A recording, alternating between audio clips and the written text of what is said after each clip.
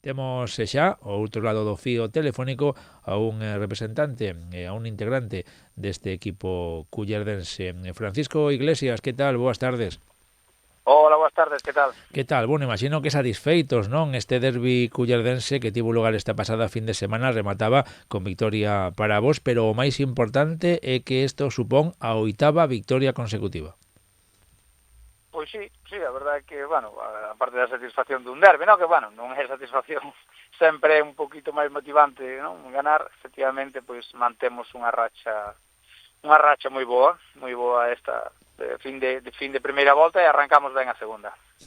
Bueno, polo tanto, mellor imposible, sobre todo tendo en conta que esta fin de semana houve aí unha pequena axuda, de feito o líder, o Racing Club de Ferrol, empataba no seu enfrontamento contra o Penuqueira.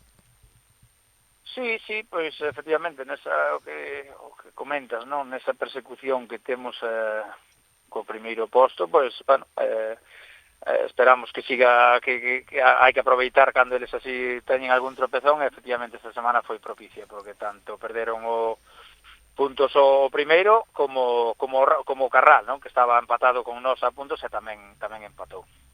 Sí, porque agora mesmo, lóxicamente, o Racing Club de Ferrol, xa o comentábamos na primeira volta, é o favorito este ano para facerse co título, pero tamén a parte do Olímpico de Rutis, candidatos para luitar por esa primeira posición, a parte dos xa comentados, o Penuqueira parece que agora queda un poquinho desolgado, pero segue a ser o Carral. Sí, é o que mantén aí o pulso un pouco con nós, non? Efectivamente o Racing está un peldaño, que consideramos que un peldaño por encima, ainda que, bueno, vamos a intentar estar peleando todo o tempo aí, que non se relajen, non?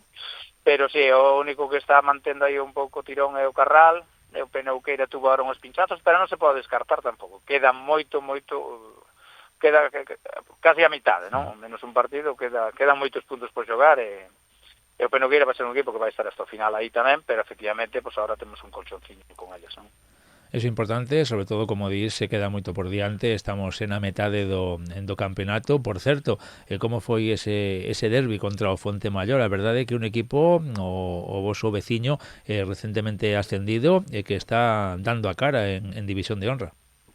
Sí, desde logo que sí, a verdade que eso, como comentas, un equipo que acaba de primeiro este ano en División de Honor, está facendo unha moi boa temporada, un equipo moi goleador, pero tamén é verdade que encaixa bastante, non? Entonces, bueno, dentro desa competitividade que está tendo, pues nada, un derbi moi competido, conseguimos adiantar no marcador, conseguimos empatar antes do descanso, e despois tuvemos fortuna en poñernos por diante, e, bueno, bastante máis igualado do que pode parecer o resultado, porque habíamos metido nos 4 goles, pero, bueno, tuveron eles as súas ocasións tamén para poder haber arañado un punto, pero, bueno, tuvemos suerte de cerrar o partido.